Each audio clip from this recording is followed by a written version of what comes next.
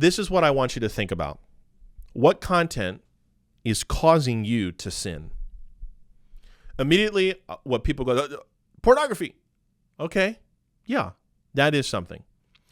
What about violent content? Violence for the sake of violence. What about drama, gossip, slander? You know? Well, I like it. It's fun. It's harmless. But is it causing you to sin? Does it have any profit to it? You could cut that out. Safely you can cut that out. And that's not to say like, well, now I'm super, super duper righteous because I don't watch anything. I just go home and stare at my wall.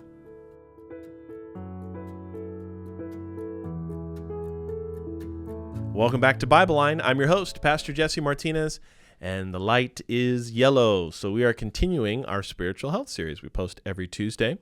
And we talked last week about personal standards. We did an introduction. It was about kind of why we're doing this and why we think it's important with biblical advice here. And we're going to get into the first standard that we can set today, and it is called the vision standard. It has to do with our eyes.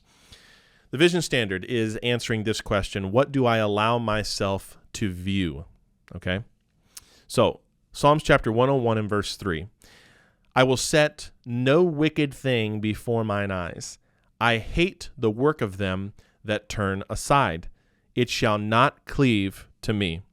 I've highlighted 3 areas there: set no wicked thing, hate the work, not cleave. The psalmist says, set no wicked thing. I will not bring it before me. Okay? So think about content that we view. If it's evil and it's wicked, it's sinful, we should not choose it and then set it before us to consume it. The next thing is hate the work. I will hate the sin. Notice it says I'll hate the work of those. Not to say we can just, love and tolerate people, or not to say that love is tolerance, but we have to understand it's the sinful stuff that we don't like. We need to reach the person. And then the last thing is not cleave, means I will not let it bind me. So I will not set it before me. I will hate the sin, and I will not let it bind me. The standard revolves around identifying sin and choosing to keep it away from our sight. So there is an element of discernment. Okay, I got to start looking. This is what I want you to think about. What content is causing you to sin? Immediately, what people go, pornography. Okay, yeah, that is something. What about violent content? Violence for the sake of violence. What about drama, gossip, slander? Well, I like it. It's fun. It's harmless. But is it causing you to sin? Does it have any profit to it? You could cut that out. Safely you can cut that out. And that's not to say like, well, now I'm super, super duper righteous because I don't watch anything. I just go home and stare at my wall.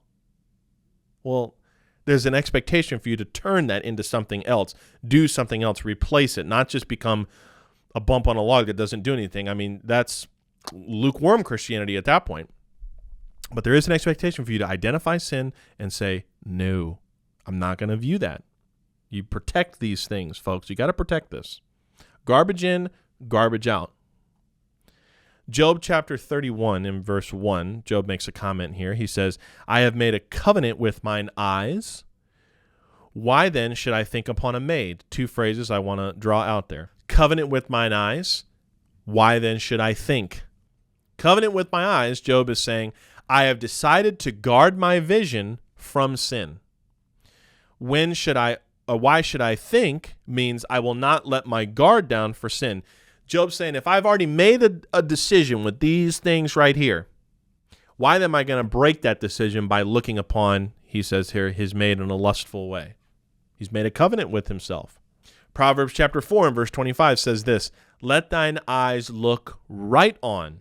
Let thine eyelids look straight before thee. The imagery is descriptive because it's very clear. These things, we got to protect what comes on here. The 2 phrases to pull out here are eyes look right on and look straight. I will look at good things. I will continue to look at good things. So it's not like, I watched a lot of porn this week, so I guess I'll watch The Chosen. That's not like the way this goes. The way this goes is when I'm tempted to watch pornography or when I'm tempted to watch, just content that has no profitability to my Christian life and it causes me to sin, I'm going to choose to look on good things. And I'm going to continue to make that choice. I enjoy sports, okay? I like watching baseball. I like watching football. I like watching playoff hockey because regular season hockey is, and if I offended you, I'm sorry there. But I enjoy watching sports. As I've grown in my Christian life, I get less enjoyment from watching sports. Doesn't make me sad, but there's just other things to do. I enjoy reading the Bible more. I enjoy reading books about the Bible more than I used to enjoy. It used to be, I used to watch the Tampa Bay Rays play every single night. I'd have that on, or I'd listen to it on the radio. I don't do that much anymore because there's other things in my life that have more value. I want to spend time with my wife. I want to spend time with my little girl. I want those things are more important. And I think those are good things, and I'm going to continue to do those things. That doesn't mean I won't enjoy watching a golf tournament. I enjoy that too. It's a great way to fall asleep, but in all seriousness, it's fun to watch that, but it's not like, man, I got to watch it. Or I'm not going to be happy. Man, look at good things. Don't look at the sinful things. Psalm 119:37, turn away mine eyes from beholding vanity, emptiness, and quicken thou me in thy way. That phrase, quicken thou me in thy way. I will look at the Lord for my strength and endurance. He's my source of life. I'm going to look to things about him. And don't forget, the keeping of standards does not make you righteous. Do these things out of love for the Lord. So now it's your turn. I want you to think about some things in your life. How will you set the standard for your vision? Here are some suggestions. I will not view nudity in any form. Okay. I will not view content which praises blasphemous behavior. There used to be on Netflix, every time you'd log into Netflix, there would be a big old banner half the size of your TV that said Lucifer. That show was the thing. Maybe it's time to cut Netflix. Or don't look at anything that praises blasphemous behavior. I will not view sexually suggestive content. Well, it's not porn necessarily. It's not pornography. I despise that word, porn. It's not pornography necessarily, but it's suggestive. There's innuendo and stuff. You should probably cut it out. Am I going to go to hell if I don't? No, but you will stunt your growth. If you're watching content that's constantly sexually charged, you're going to bring that into the real world, folks. It's going to impact the way you view people. Just cut it out. And it'll take time, but start by making those decisions. So next week when we upload, we're going to talk about identification, the principle, the standard of identification. What is it? How can we implement it in our lives? If this is helping you, leave a comment because I'd really like to take a look at those and see how these biblical standards are helping people in real world applications. Until next time, keep looking up. Jesus Christ is coming soon. Thank you. I'm praying for you, and God bless you.